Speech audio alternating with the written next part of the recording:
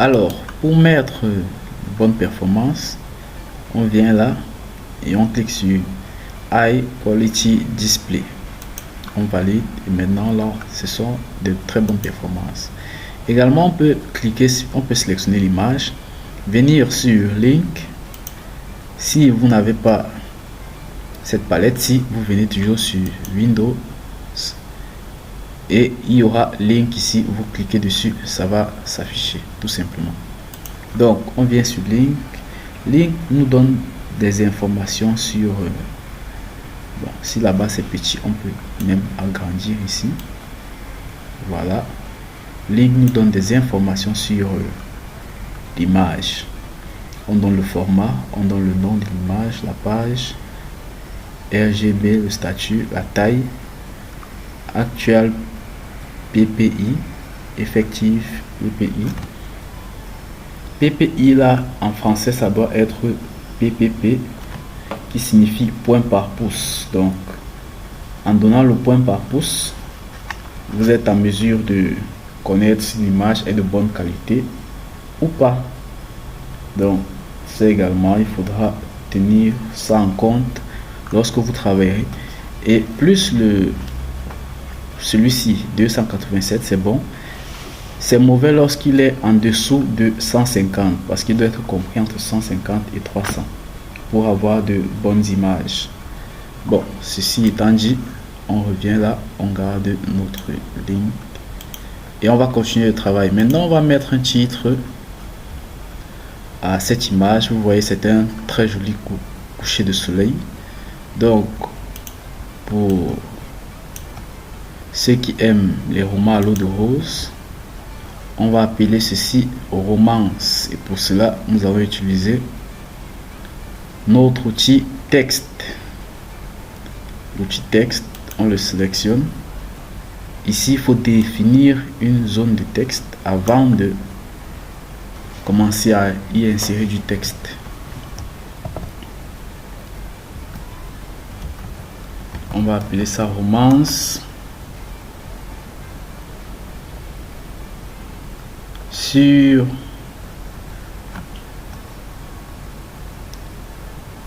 une pirogue. Voilà.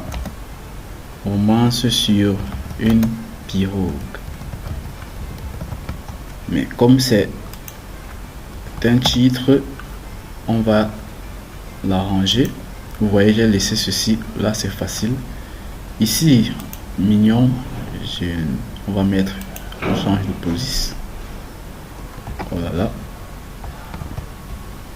ça a pris uniquement cette partie. Voilà, maintenant on fait la sélection au niveau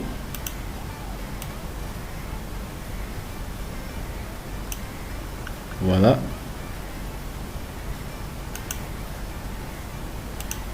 au niveau des propriétés. On vient là au niveau de la typographie, on va changer de typographie. Voilà, et maintenant on va essayer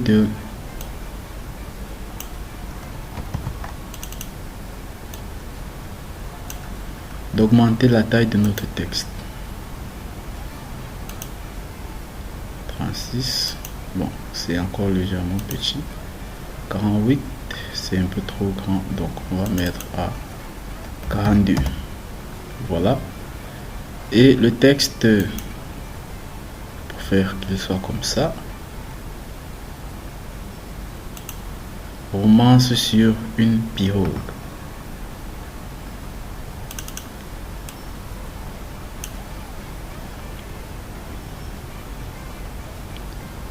On va changer de couleur à notre texte.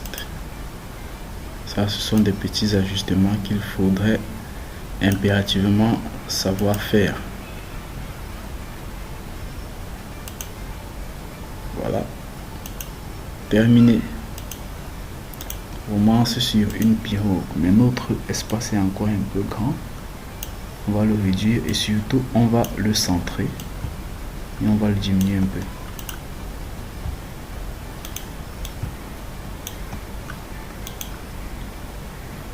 Et juste en bas,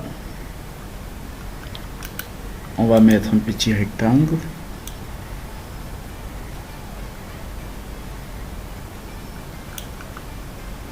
Et ce rectangle, on va lui donner une couleur de rose.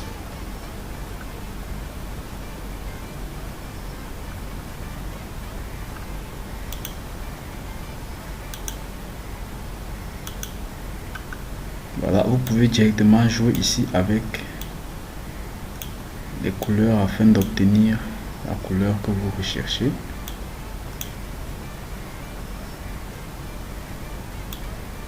Voilà, c'est fait. On va enlever les bordures, c'est bon. Et il est un peu grand à mon goût, donc je vais le diminuer. Voilà, là maintenant c'est bon. Je l'aligne en fonction du centre. Et je continue ma description. Venez découvrir un magnifique coucher de soleil. Venez découvrir un magnifique coucher de soleil avec votre binôme.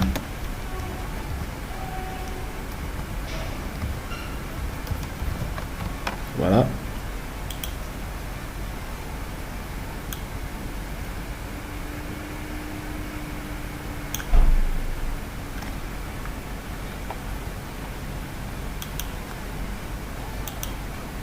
Bon, maintenant que ceci est fait, au niveau également de la typographie, on va mettre la même que celle du titre.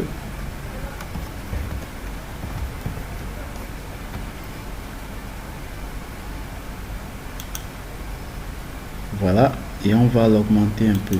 12, on met à 24. Vous voyez là, mon texte a disparu et j'ai un plus rouge ici. Ça veut simplement dire que la zone délimitée pour le texte est un peu trop petite et le texte ne parvient pas à s'afficher. Tout ce qu'il faut faire, c'est agrandir cette zone et le texte apparaît au fur et à mesure. Oh là là. C'est ça le problème dans InDesign, il faut constamment désélectionner. Sinon, vous vous retrouvez avec beaucoup de problèmes. Voilà. Maintenant que mon texte est finalement apparu, je vais encore le centrer.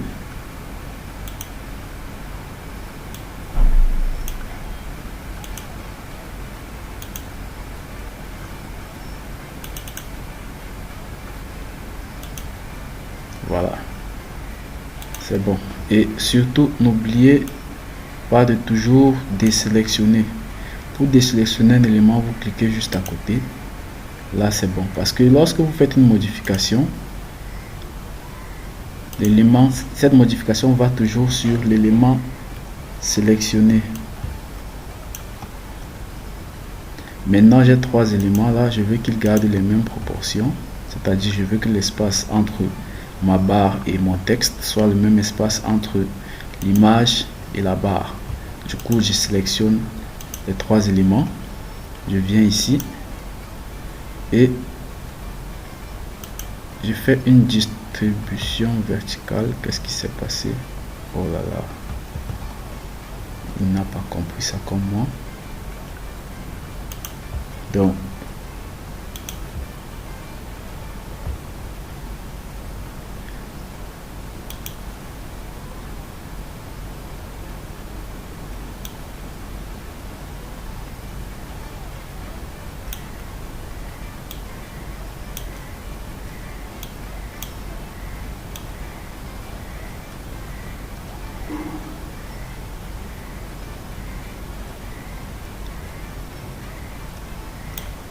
vous voyez, je profite pour vous présenter directement cet outil-ci.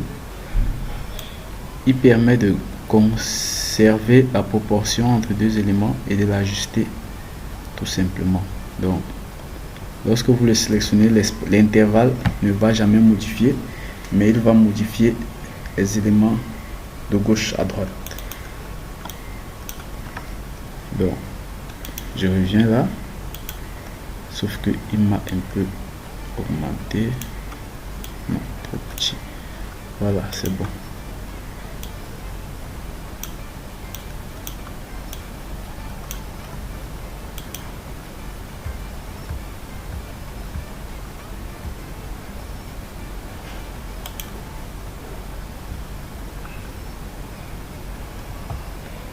Bon, maintenant que ceci est fait, on va ajouter un peu de mélodrame, si je peux dire ainsi. On va un peu faire un embellissement. Voilà, ça c'est l'outil rectangle. Lui, il permet de définir une zone et à l'intérieur de la zone, on peut y mettre directement un élément. Vous voyez, l'élément c'est directement mis à l'intérieur de cette zone. Donc, mais comme l'élément était trop grand et la zone trop petite, vous voyez ce qu'on a eu comme résultat. Pour ce faire, on va double-cliquer.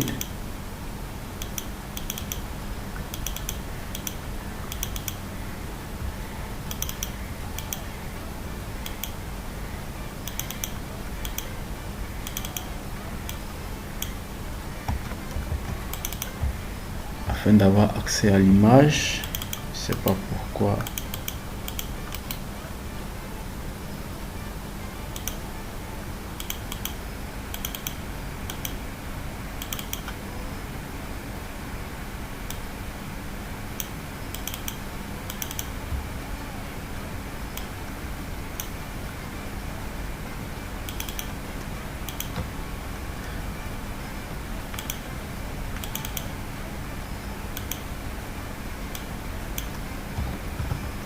Bon, là ça prend très bien. Ici, bon, on va supposer que c'est juste un petit problème.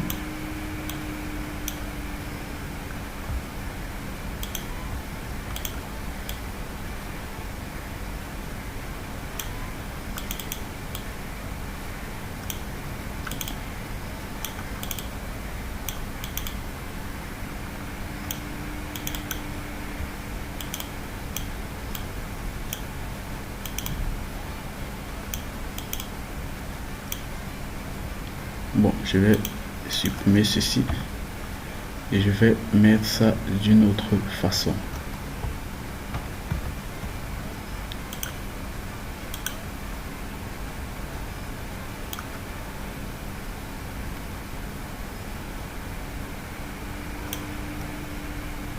Voilà mon image qui est venue.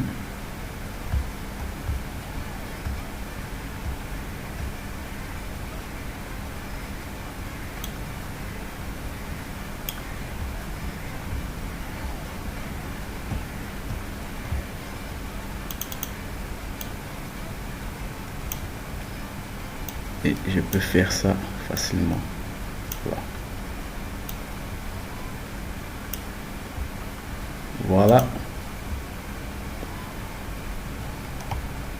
Également aussi, dans InDesign, on peut créer des formes. On fait ça. On fait ça. On fait ça. On fait ça.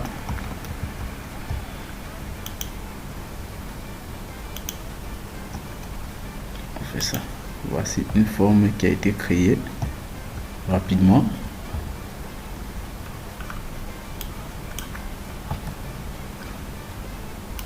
Où on prend notre petit cercle. On appuie sur Shift si on veut garder la proportion.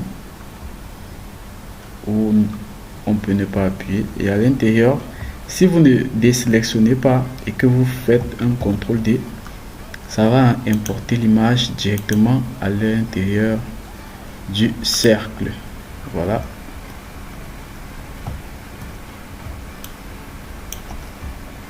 Vous savez, chaque logiciel a ses règles.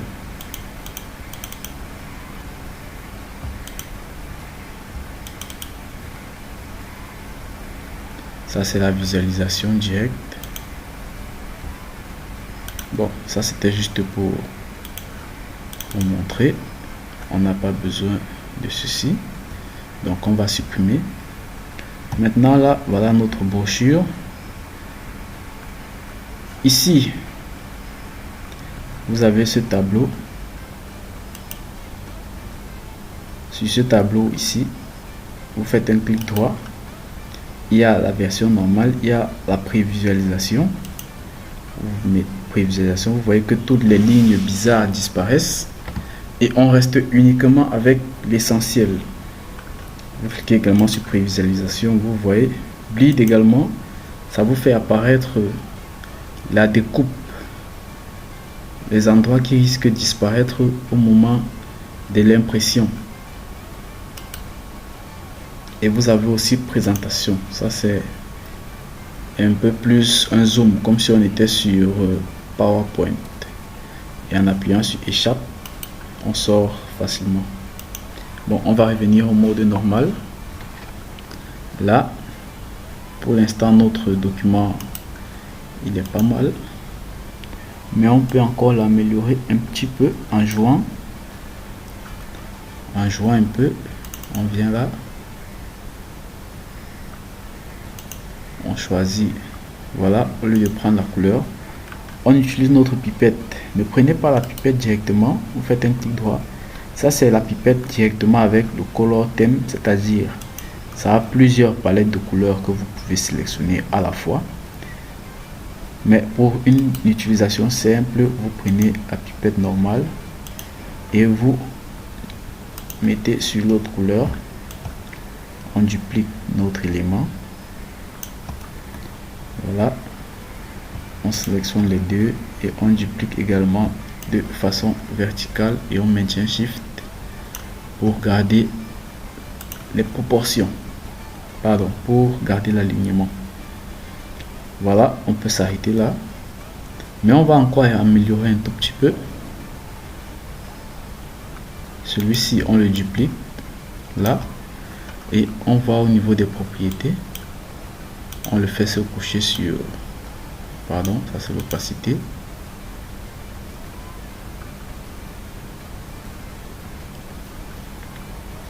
Voilà, on le fait une rotation de 90 degrés de cette façon. On le met là, on peut un peu le diminuer et juste comme ça. Légèrement ici, voilà, et à lui on va donner une autre couleur. On lui mettra du bleu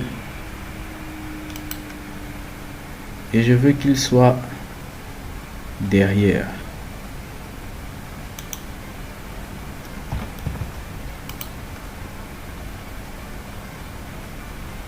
Backward, voilà. Et je vais diminuer l'opacité de celui-ci afin de laisser voir l'autre. Opacité, je descends à 50%.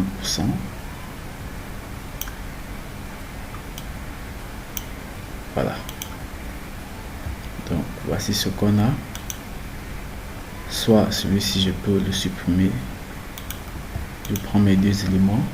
Je fais CTRL G pour en créer un groupe. Et je duplique mon groupe. Arrivé ici au bout, je viens juste faire un flip ici, comme ça, et je l'amène derrière, tout simplement. Je supprime ces deux éléments. Je n'en ai plus besoin vu que j'ai déjà groupé les deux premiers.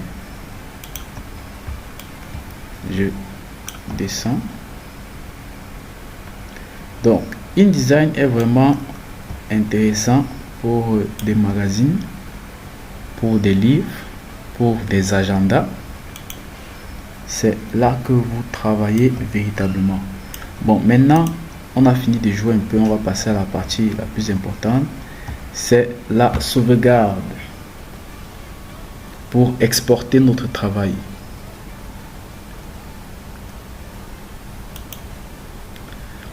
Pour exporter, il y a plusieurs moyens. Par défaut, ça va venir sur PDF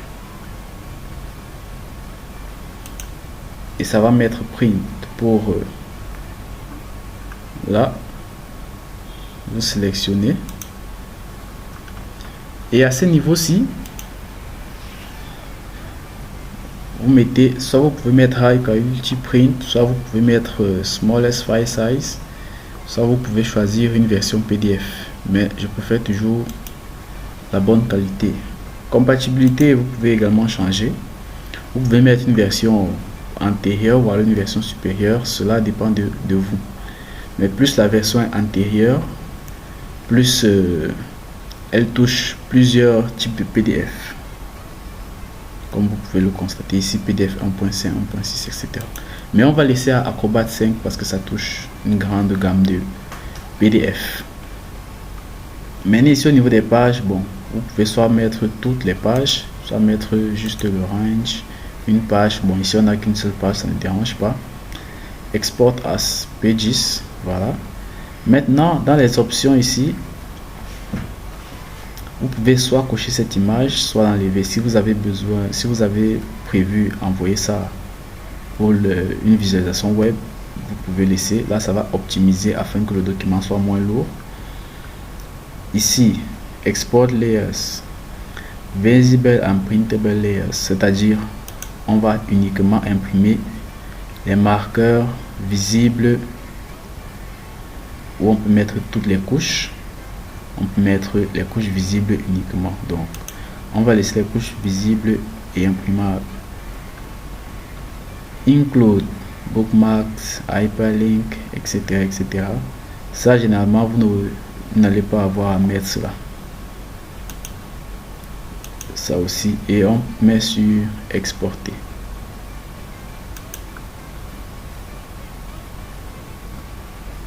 Notre document a été bel et bien exporté. Déjà, il faut savoir que pour une page, c'est assez simple. Comme vous avez pu le constater, ce sont toujours les mêmes éléments avec lesquels on travaille. Et maintenant, on va voir la conception maintenant avec plusieurs pages. Ça, c'était l'introduction. Maintenant, nous verrons la conception avec plusieurs pages.